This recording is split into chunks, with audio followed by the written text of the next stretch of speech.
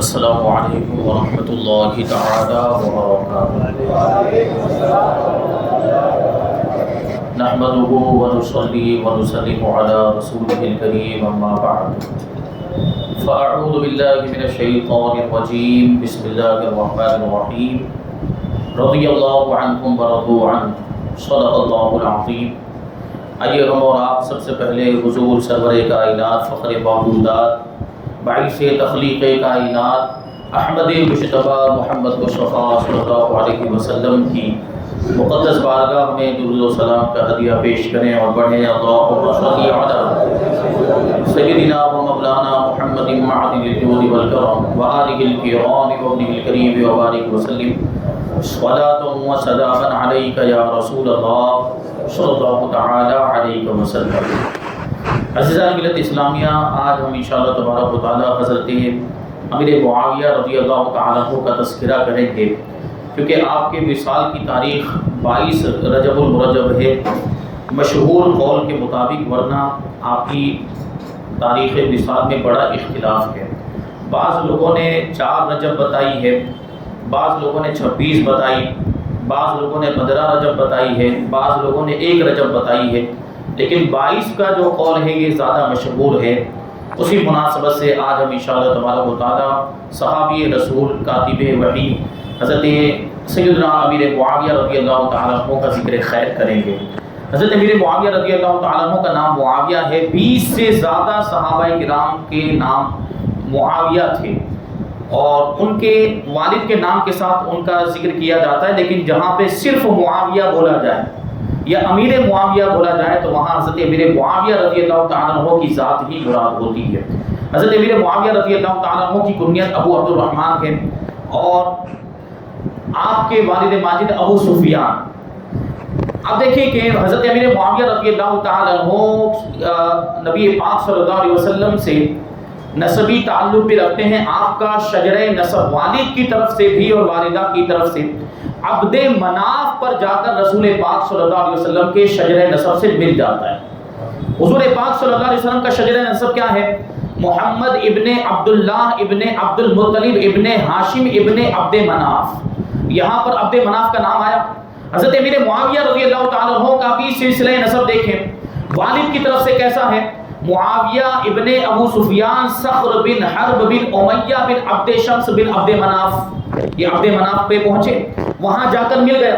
اور والدہ کی طرف سے دیکھیں تو والدہ کی طرف سے بھی عبد مناف پر جا کر حضرت امیر معاویہ کا شجرہ نسب حضور کے شجرہ نسب سے جا کر مل جاتا ہے۔ وہ شجرہ اس طریقے سے ہے، معاویہ ابن ہند بنت عتبہ بن ربیعہ بن عبد شمس بن عبد مناف۔ تو والدہ کی طرف سے بھی اور والد کی طرف سے بھی حضرت امیر معاویہ رضی اللہ تعالیٰ عنہ کا شجرہ نسب حضور پاک صلی اللہ علیہ وسلم کے شجرہ نسب سے جا کر ملتا ہے عبد مناف پر۔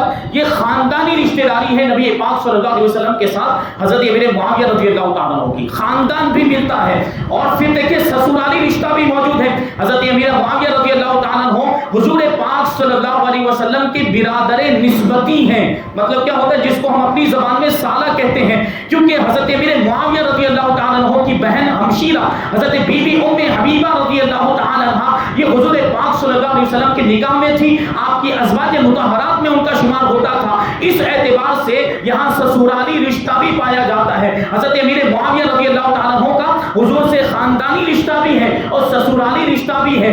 اس بات کو ان لوگوں کو ذہن میں رکھنا چاہیے اور ان لوگوں کو اس سے عبرت حاصل کرنی چاہیے جو حضرت امیر معاویہ رضی اللہ تعالیٰ عنہ کی شان میں گستاخیاں کرتے ہیں، حضرت امیر معاویہ رضی اللہ تعالیٰ عنہ پر تبرہ کرتے ہیں، آپ کی برائی بیان کرتے ہیں۔ دیکھیں رسول پاک صلی اللہ علیہ وسلم سے کیسی رشتہ داری، خاندانی رشتہ بھی ہے، نسبی رشتہ بھی ہے اور سسرالی رشتہ بھی موجود ہے۔ اللہ کے رسول صلی اللہ علیہ وسلم فرماتے ہیں کہ کل نسب و سحر منقطع یوم القیامت الا نسبی و سحر، کہ ہر خاندانی رشتہ اور ہر سسرالی رشتہ قیامت کے دن ختم ہو جائے گا۔ قیامت کے دن سارے رشتے منقطع ہو جائیں گے سوائے میرے نسبی رشتوں کے اور سوائے میرے سسرالی رشتوں کے۔ تو غور کرنے کی ضرورت ہے۔ اللہ کے رسول کیا فرماتے ہیں کہ میرا نسبی رشتہ قیامت کے دن ختم نہیں ہوگا، باقی رہے گا، سسرالی رشتہ بھی ختم نہیں ہوگا، باقی رہے گا۔ حضرت امیر معاویہ کا حضور سے نسبی رشتہ بھی ہے اور سسرالی رشتہ بھی ہے۔ اس سے پتہ چلا کہ حضرت امیر معاویہ کا حضور پاک صلی اللہ علیہ وسلم سے جو رشتہ ہے وہ دنیا میں بھی باقی ہے اور قیامت میں بھی باقی رہے گا. تو اس سے ان کو سبق حاصل کرنا چاہیے. یہ رشتہ دیکھیں, حضور پاک صلی اللہ علیہ وسلم حضرت امیر معاویہ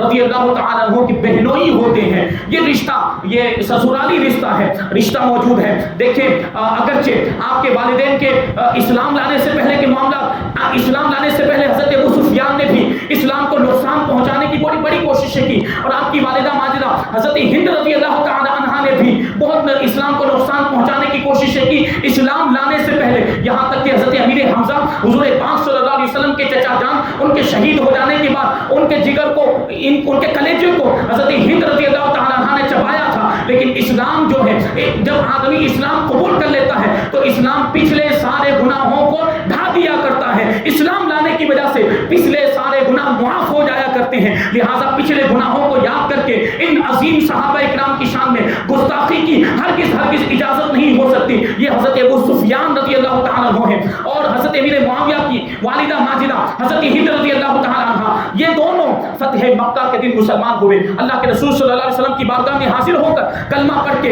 اسلام کے دامن میں داخل ہو گئے, اور اسلام لانے کے بعد ان دونوں نے اپنی ساری کوششیں اسلام کی سربلندی میں صرف کی ہے. حضرت ابو سفیان کے بارے میں آپ کو بتاؤں, حضرت ابو سفیان رضی اللہ تعالیٰ عنہ نے تو لشکر کا سپہ سالار بننے کے بعد جس طریقے سے پہلے کفار سے لڑا کرتے, پہلے مسلمانوں کے خلاف لڑتے تھے, اب اسلام کے دشمنوں کے خلاف لڑنے لگ گئے اور کفار سے مقابلہ کرنے لگ گئے. آپ جنگ حنین میں بھی شریک ہوئے تھے, جنگ طائف میں بھی شریک ہوئے تھے, جنگ یمامہ میں, جنگ یرموک میں بھی شریک ہوئے تھے. اور حضرت ابو سفیان رضی اللہ تعالیٰ عنہ نے اسلام کے حق میں اللہ کی راہ میں لڑتے ہوئے ایسی جرأت اور ایسی شجاعت و بہادری کا مظاہرہ کیا اور ایسی قربانیاں پیش کی ہیں کہ اپنی دونوں آنکھیں اللہ کی راہ میں قربان کر دی ہے. حضرت ابو سفیان, محبت کا ثبوت مانگتے ہیں لوگ آج کل کہ ابو سفیان تو مجبوری میں مسلمان ہوئے تھے, مجبوری میں اسلام قبول کیا تھا کیونکہ مکہ فتح ہو گیا تھا, اسلام کا غلبہ ہو گیا تھا, اس لیے وہ اب مجبوری کی کیفیت تھی اس لیے اسلام قبول کر لیا. اگر یہ مجبوری کے معاملات ہوتے تو دونوں آنکھیں شہید نہ کرتے, دونوں آنکھیں اللہ کی راہ میں قربان نہ کرتے. جنگ طائف میں ایک آنکھ حضرت ابو سفیان کی شہید ہو گئی اور جنگ یرموک میں دوسری آنکھ اللہ کی راہ میں آپ نے قربان کر دی. یہ اسلام کی اور رسول پاک صلی اللہ علیہ وسلم کی محبت نہیں ہے تو اور کیا ہے, ورنہ اپنی آنکھیں کون قربان کرتا ہے. یہ حضرت ابو سفیان رضی اللہ تعالیٰ عنہ, حضرت امیر معاویہ رضی اللہ تعالیٰ عنہ کے والد ماجد ایک مرتبہ اسلام لانے کے بعد اللہ کے رسول صلی اللہ علیہ وسلم کی بارگاہ میں حاضر ہوئے اور عرض کرنے لگے, یا رسول اللہ میری 3 باتیں قبول فرما دیں. اللہ کے رسول نے فرمایا کیا ہے وہ 3 باتیں؟ حضرت ابو سفیان عرض کرتے ہیں پہلی بات یہ ہے کہ میری بیٹی, میری صاحبزادی ام حبیبہ کو اپنے نکاح میں قبول فرما لے, اس سے نکاح کر لے. اور دوسری بات یہ ہے کہ معاویہ کو کاتب وحی بنا دے, اپنی بارگاہ کا کاتب بنا دے. اور تیسری بات یہ ہے کہ مجھے اسلامی لشکر کا امیر بنا دے کہ جس طریقے سے میں اسلام لانے سے پہلے مسلمانوں کے خلاف لڑا کرتا تھا, اب میں کفار اور دشمنان اسلام کے خلاف لڑنا چاہتا ہوں. رسول پاک صلی اللہ علیہ وسلم نے حضرت ابو سفیان کی تینوں باتوں کو قبول فرمایا, کیونکہ یہ بارگاہ ہی وہ ہے جہاں کسی کو نہ نہیں کہا جاتا. جو بھی مانگنے والا آتا ہے, جو بھی سوال کرنے والا آتا ہے, جو مانگتا ہے وہ عطا کر دیا جاتا ہے, جو سوال کرتا ہے اس کا سوال پورا کر دیا جاتا ہے. واہ کیا جود و کرم ہے شہ بدہاں تیرا, نہیں سنتا جی نہیں مانگنے والا تیرا. حضرت ابو سفیان رضی اللہ تعالیٰ عنہ کی تینوں باتیں حضور نے قبول فرمائی. اچھا یہ بات ذہن میں رہے کہ ام حبیبہ, حضرت بی بی ام حبیبہ رضی اللہ تعالیٰ عنہ سے حضور نے 6 ہجری میں ہی نکاح کر لیا تھا یا 7 ہجری میں ہی نکاح کر لیا تھا, نکاح پہلے ہی ہو چکا تھا. تو حضرت ابو سفیان کے عرض کرنے کا مطلب کیا تھا؟ حضرت ابو سفیان رضی اللہ تعالیٰ عنہ کے عرض کرنے کا مطلب یہ تھا کہ یا رسول اللہ ام حبیبہ سے تجدید نکاح فرما دے, کیونکہ جب نکاح ہوا تھا پہلے 6 ہجری میں یا 7 ہجری میں, اس وقت ابو سفیان مسلمان نہیں تھے. اس لیے حضرت ابو سفیان کی خواہش یہ تھی کہ اب ہم مسلمان ہو گئے تو ہمارے سامنے ایک مرتبہ حضور پاک صلی اللہ علیہ وسلم پھر سے میری بیٹی, میری صاحبزادی ام حبیبہ سے نکاح کو دوہرا لیں, نکاح کی تجدید کر لیں تاکہ ہمارے دل کو خوشی حاصل ہو جائے, مسرت کی کیفیت پیدا ہو جائے. تو حضور پاک صلی اللہ علیہ وسلم نے ان کی اس بات کو بھی قبول فرمایا. یہ حضرت ابو سفیان رضی اللہ تعالیٰ عنہ جب جنگ حنین میں شریک ہوئے تھے تو جو مال غنیمت آیا تھا, اللہ کے رسول صلی اللہ علیہ وسلم نے اس مال غنیمت میں سے حضرت ابو سفیان کو 100 اونٹ عطا فرمائے تھے اور 40 اوقیہ سونا عطا فرمایا تھا. اور اتنے ہی اونٹ اور اتنا ہی سونا آپ کے دونوں صاحبزادوں کو, حضرت معاویہ کو اور حضرت یزید بن ابی سفیان کو بھی عطا فرمایا تھا. یہ حضور پاک صلی اللہ علیہ وسلم کی بھی ان سے محبت اور ان سے تعلق. اور جیسے ہی آپ مسلمان ہوئے فتح مکہ کے دن حضور پاک صلی اللہ علیہ وسلم نے حضرت ابو سفیان کے گھر کو دارالامان قرار دے دیا۔ مطلب یہ تھا کہ اب جو بھی ابو سفیان کے گھر میں داخل ہو جائے گا اس کو پناہ حاصل ہو جائے گی، اس کو امان حاصل ہو جائے گا، اب اس کو چھیڑا نہیں جائے گا، اس کو گرفتار بھی نہیں کیا جائے گا۔ یہ حضرت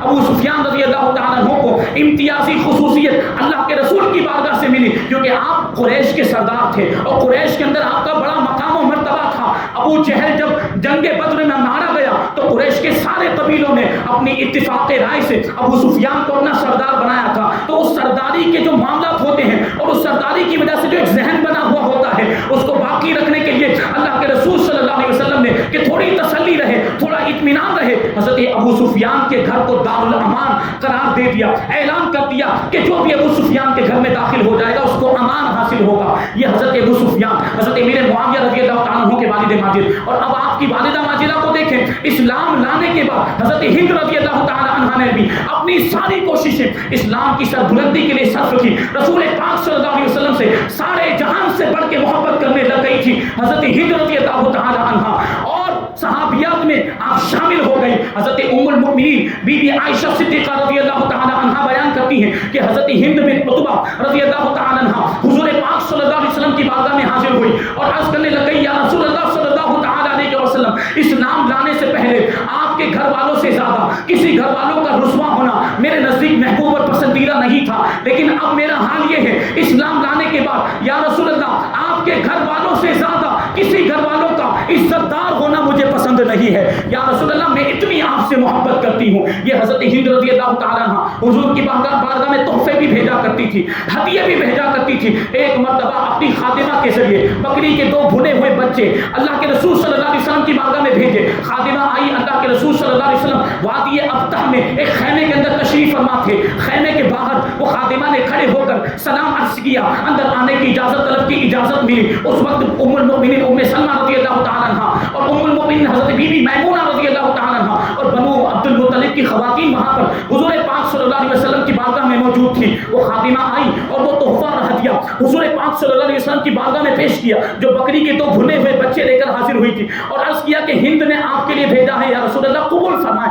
اللہ کے رسول صلی اللہ علیہ وسلم نے قبول فرمایا۔ اب وہ خادمہ عرض کرتی کہ یا رسول اللہ اس سال ہماری بکریوں میں بچے کم جنے ہیں، ورنہ اس سے بھی بہتر اور شایان شان تحفہ پیش کیا جاتا اور زیادہ ہدیہ پیش کیا جاتا۔ اللہ کے رسول صلی اللہ علیہ وسلم خوش ہوئے اور خوش ہو کر دعا دی کہ اللہ تبارک و تعالیٰ تمہاری بکریوں میں برکت عطا فرمائے، تمہاری بکریوں میں اضافہ فرما دے۔ اب یہ خادمہ واپس آئی اور حضرت ہند رضی اللہ تعالیٰ عنہ کو حضور پاک صلی اللہ علیہ وسلم نے جو دعا کی تھی وہ دعا جو ہے کہ سنائی کہ اللہ کے رسول صلی اللہ علیہ وسلم نے ہماری بکریوں کے لیے یہ دعا کی، ہمارا ہدیہ بھی قبول فرمایا۔ تو حضرت ہند رضی اللہ تعالیٰ عنہ کی خوشی کی انتہا نہیں رہی، اور خادمہ بیان کرتی ہیں کہ اس کے بعد ہماری بکریوں میں اتنی برکت ہوئی، ہماری بکریوں کی تعداد میں اتنی کثرت ہو گئی کہ اتنی کثرت اس سے پہلے ہم نے کبھی دیکھی ہی نہیں تھی۔ حضرت ہند رضی اللہ تعالیٰ عنہ بیان کرتی ہیں کہ یہ رسول پاک صلی اللہ علیہ وسلم کی دعا کی برکت تھی کہ ہماری بکریوں میں اضافہ ہو گیا، ہماری بکریوں کی تعداد بڑھ گئی۔ اور پھر اس کے بعد حضرت ہند رضی اللہ تعالیٰ عنہ فرماتی ہے کہ اللہ تبارک و تعالیٰ کا شکر ہے کہ اس نے مجھے اسلام کی ہدایت عطا فرمائی۔ یہ حضرت ہند رضی اللہ تعالیٰ عنہ حضور سے کیسی محبت کرتی ہیں، اور ایک مرتبہ آپ نے یوں فرمایا تھا کہ میں نے خواب دیکھا، خواب میں کیا دیکھتی ہوں کہ میں دھوپ میں کھڑی ہوں، قریب ہی سایہ ہے، لیکن میں اس سائے کو حاصل کرنے پر قادر نہیں، اس سائے کے اندر جانے پر میں قدرت نہیں رکھتی۔ اتنے میں نے کیا دیکھا کہ اللہ کے رسول صلی اللہ علیہ وسلم تشریف لائے، اور آپ کے تشریف لانے کی وجہ سے وہ سایہ مجھے حاصل ہو گیا، وہ سایہ مجھے نصیب ہو گیا، میں دھوپ سے سائے میں پہنچ گئی۔ اس کا مطلب یہ تھا کہ پہلے حضرت ہند رضی اللہ تعالیٰ عنہ کفر کی دھوپ میں تھے، دھوپ میں تھی، اللہ تبارک و تعالیٰ نے حضور پاک صلی اللہ علیہ وسلم کی برکت سے آپ کو کفر کی دھوپ سے نکال کر اسلام کا سایہ عطا فرما دیا۔ تو یہ بی بی یہ حضرت ہند رضی اللہ تعالیٰ عنہ، انہوں نے بھی اپنے شوہر کے ساتھ جنگ یمامہ میں شرکت کی ہے، جنگوں میں انہوں نے بھی شرکت کی۔ اور حضرت امیر معاویہ رضی اللہ تعالیٰ عنہ کے اسلام کی میں بات کروں، حضرت امیر معاویہ رضی اللہ تعالیٰ عنہ حدیبیہ والے سال ہی ایمان لا چکے تھے۔ حضرت عمر ابن عبداللہ انسی رضی اللہ تعالیٰ عنہ بیان کرتے ہیں، طبقات ابن سعد کے اندر یہ واقعہ ذکر کیا گیا ہے۔ حضرت امیر معاویہ رضی اللہ تعالیٰ عنہ نے ارشاد فرمایا کہ جب کفار نے، جب قریش نے نبی پاک صلی اللہ علیہ وسلم کو مکہ مکرمہ سے روک دیا تھا، حدیبیہ کے میدان میں اللہ کے رسول صلی اللہ علیہ وسلم تشریف فرما تھے، صحابہ کرام بھی موجود تھے، اور بیت اللہ سے، خانہ کعبہ کی زیارت سے مسلمانوں کو روک دیا گیا۔ رسول پاک صلی اللہ علیہ وسلم کو روک دیا اور ان کے درمیان ایک معاہدہ ہوا, ایک ایگریمنٹ ہوا کہ اس سال واپس چلے جائیں, آئندہ سال پھر سے آ کر عمرے کی قضا کر سکتے ہیں. تو حضرت امیر معاویہ کہتے ہیں کہ اسی وقت میرے دل میں اسلام آ گیا تھا, اسی وقت میرے دل میں ہدایت کا چراغ روشن ہو گیا تھا. میں نے اپنی والدہ ماجدہ سے اس کا تذکرہ کیا تو میری والدہ نے اس وقت یہ کہا تھا کہ اپنے والد کی مخالفت سے ڈرو, اپنے باپ کی مخالفت سے ڈرو, یا کوئی دوسرا راستہ اختیار کرو, لیکن اگر تم نے دوسری صورت اختیار کی, کوئی دوسرا راستہ اختیار کیا تو تمہارا کھانا تم پر بند کر دیا جائے گا. یعنی ابو سفیان تمہارے والد تم سے ناراض ہو جائیں گے. حضرت امیر معاویہ رضی اللہ تعالیٰ عنہ کہتے ہیں کہ جب حضور پاک صلی اللہ علیہ وسلم وہاں سے حدیبیہ کے میدان سے رخصت ہوئے تو میں ایمان لا چکا تھا, میں مومن ہو چکا تھا, لیکن میں نے اپنے ایمان کو چھپا کر رکھا تھا, میں نے اپنے اسلام کو پوشیدہ رکھا, کسی کے سامنے ظاہر نہیں کیا. جب اللہ کے رسول صلی اللہ علیہ وسلم آئندہ سال عمرے کی قضا کرنے کے لیے مکہ مکرمہ تشریف لائے, اللہ کی قسم میں اس وقت بھی مومن تھا, لیکن میں نے اپنے ایمان کے بارے میں کسی کو نہیں بتایا, لیکن میرے والد کو کسی طریقے سے پتہ چل گیا. تو میرے والد ابو سفیان نے مجھ سے فرمایا کہ تم سے بہتر تو تمہارا بھائی ہے کہ وہ میرے دین پر ہے اور تم میرے دین سے پھر گئے. تو حضرت امیر معاویہ نے اپنے والد سے اس وقت یہ کہا تھا کہ ایسی برتری میں چاہتا بھی نہیں, ایسی بہتری مجھے نہیں چاہیے, مجھے تو اسلام کی فضیلت پسند ہے, اسلام میں نے قبول کر لیا ہے, یہ میرے لیے سب سے بڑی فضیلت ہے. حضرت امیر معاویہ آگے کہتے ہیں پھر جب حضور پاک صلی اللہ علیہ وسلم فتح مکہ کے موقع پر مکہ مکرمہ تشریف لائے تو میں حضور پاک صلی اللہ علیہ وسلم کی بارگاہ میں حاضر ہوا اور میں نے اپنے اسلام کو ظاہر کیا. اللہ کے رسول صلی اللہ علیہ وسلم نے میرا خیر مقدم کیا اور مجھے اپنے کاتبان وحی میں شامل فرما لیا.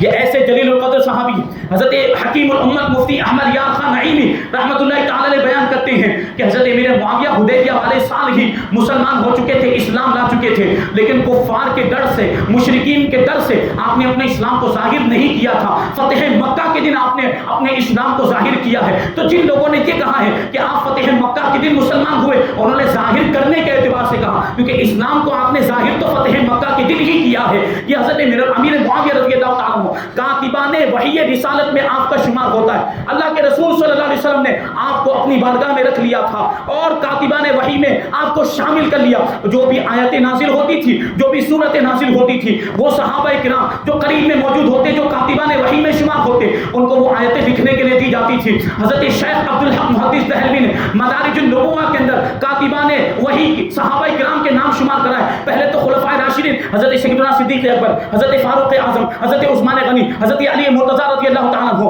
حضرت عامر بن فہیرہ رضی اللہ تعالیٰ عنہ, حضرت عبداللہ ابن ارقم رضی اللہ تعالیٰ عنہ, حضرت زید ابن ثابت رضی اللہ تعالیٰ عنہ, حضرت حنظلہ ابن ربیعہ اسدی رضی اللہ تعالیٰ عنہ, حضرت ثابت ابن قیس رضی اللہ تعالیٰ عنہ, حضرت امیر معاویہ رضی اللہ تعالیٰ عنہ, اور حضرت زید ابن ثابت رضی اللہ تعالیٰ عنہ, اور حضرت شرحبیل ابن حسن رضی اللہ تعالیٰ عنہ. یہ سارے صحابہ کرام کاتبان وحی میں شمار ہوتے تھے, حضور کی بارگاہ میں حاصل ہوتے اور آیتوں کو لکھا کرتے تھے, نازل ہونے والی وحی الہی کو لکھا کرتے تھے. یہ کتنا بڑا منصب ہے, یہ کتنی بڑی عظمت اور فضیلت کی بات ہے کہ اللہ کے رسول صلی اللہ علیہ وسلم نے اپنے کاتبوں میں شامل کیا ہے حضرت امیر معاویہ رضی اللہ تعالیٰ عنہ کو. اور یہ کاتبان وحی رسالت, یہ وحی الہی کے ضامن ہوئے, یہ امانت دار بھی ہوئے کہ حضور نے ان کو لکھنے کے لیے دیا. ان کا امت پر بہت بڑا احسان ہے کہ قرآن ہمارے سامنے جو یہ تحریری شکل میں موجود ہے, یہ رسول پاک صلی اللہ علیہ وسلم کے کاتبوں کی مہربانی ہے کہ انہوں نے آیتوں کو لکھا, انہوں نے سورتوں کو لکھا اور آگے آنے والے مسلمانوں تک پہنچایا. یہ قرآن ہوتے ہوتے اس طریقے سے ہم تک پہنچا ہے. یہ حضرت امیر معاویہ رضی اللہ تعالیٰ عنہ ایسے جلیل القدر صحابی ہیں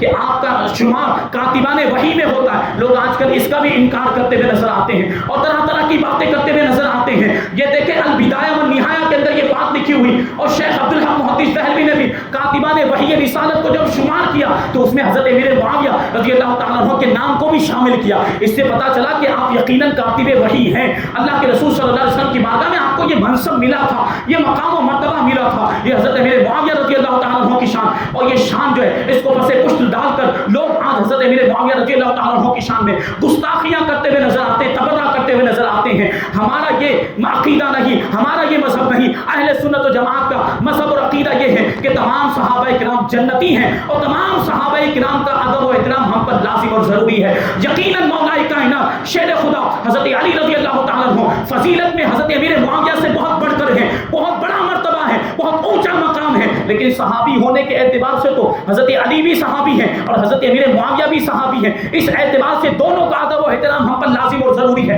اہل سنت و جماعت کا یہ عقیدہ اور مذہب ہے کہ صحابہ کرام کے درمیان آپس میں جو بھی اختلافات ہوئے, جو بھی مشاجرات ہوئے, جو بھی ناچاقیاں ہوئی ہیں, جو بھی مزاج کا اختلاف ہوا ہے, اس میں ہمیں خاموشی اختیار کرنی ہے, اس میں ہمیں سکوت اختیار کرنا ہے, کسی کی برائی نہیں کرنی ہے, کیونکہ ہماری کوئی اوقات ہی نہیں, ہماری کوئی حیثیت ہی نہیں کہ اتنے بلند مرتبہ صحابہ کرام جنہوں نے اللہ کے رسول صلی اللہ علیہ وسلم کا دیدار کیا, اپنے ماتھے کی آنکھوں سے ایمان کی حالت میں رسول پاک صلی اللہ علیہ وسلم کے چہرے زیبا کو دیکھا ہو, ان صحابہ کرام کا مقام و مرتبہ کتنا بلند و بالا ہے. علماء فرماتے ہیں کہ کوئی ولی کتنا ہی بڑا کیوں نہ ہو جائے, غوث بن جائے, قطب بن جائے, لیکن صحابی کے مرتبے تک نہیں پہنچ سکتا, کیونکہ صحابہ کرام کے پاس ایک خصوصیت ایسی ہے جس خصوصیت میں دنیا کا کوئی بھی انسان ان کا مقابلہ نہیں کر سکتا, اور وہ اللہ کے رسول صلی اللہ علیہ وسلم کا دیدار ہے. یہ ساری چیزیں پس پشت ڈال دی جاتی ہیں اور ان ساری چیزوں کو بھلا دیا جاتا ہے اور معاذ اللہ گستاخی کو روا رکھا جاتا ہے. الحمدللہ ہم اہل سنت و جماعت ہیں,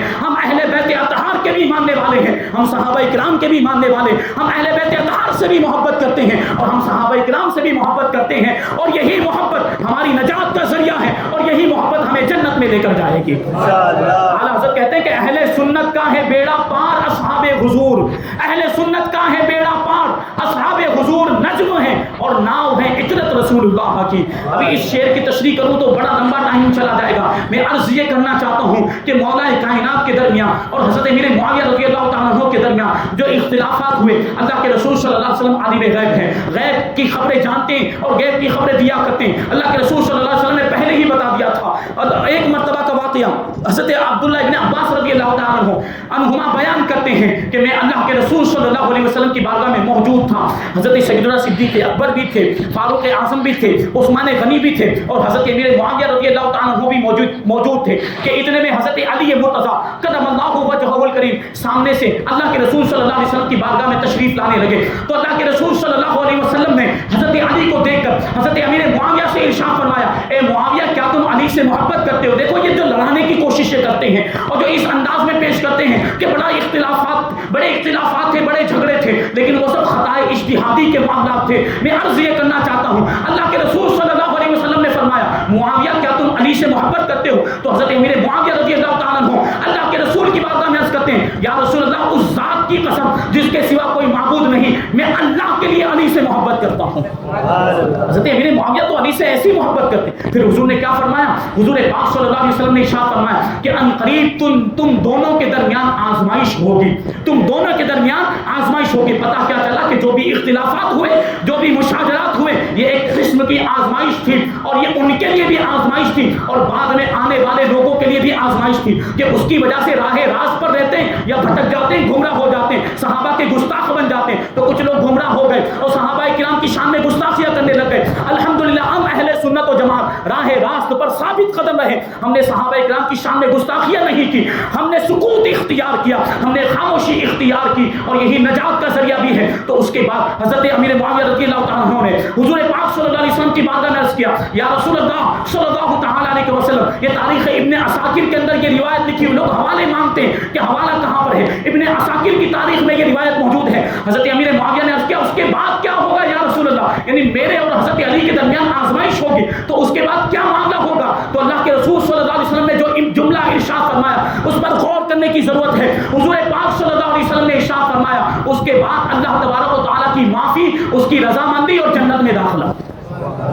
یعنی لغزش ہوگی تو اللہ تبارک و تعالیٰ اس لغزش کو, اس خطا کو معاف فرما دے گا اور حضور پاک صلی اللہ علیہ وسلم کی صحبت کی برکت سے, صحابی ہونے کی حیثیت سے ان سے راضی ہو جائے گا اور انہیں جنت میں داخل فرمائے گا, کیونکہ اللہ تبارک و تعالیٰ نے تمام صحابہ کرام سے جنت کا وعدہ فرمایا ہے. وَكُلًّا وَعَدَ اللَّهُ الْحُسْنَى, چاہے فتح مکہ سے پہلے ایمان لانے والے صحابہ کرام ہو یا فتح مکہ کے بعد ایمان لانے والے صحابہ کرام. یقیناً جو صحابہ کرام فتح مکہ سے پہلے ایمان لائے ان کا مقام و مرتبہ بہت بلند و بالا ہے, لیکن فتح مکہ کے بعد ایمان لانے والے تمام صحابہ کرام کے بارے میں اللہ تبارک و تعالیٰ نے قرآن مجید میں ارشاد فرمایا وَكُلًّا وَعَدَ اللَّهُ الْحُسْنَى, کہ ان سارے صحابہ کرام سے اللہ تبارک و تعالیٰ نے حسنہ کا وعدہ فرمایا ہے. اور اور مفسرین فرماتے ہیں یہاں پر حسنا سے مراد ہے جنت، یعنی تمام صحابہ کرام سے اللہ تبارک و تعالیٰ نے جنت کا وعدہ فرمایا ہے. اسی لیے ہم کہتے ہیں کہ ہر صحابی نبی جنتی جنتی، تمام صحابہ کرام جنتی ہیں اور ان کی شان میں گستاخی کرنے کی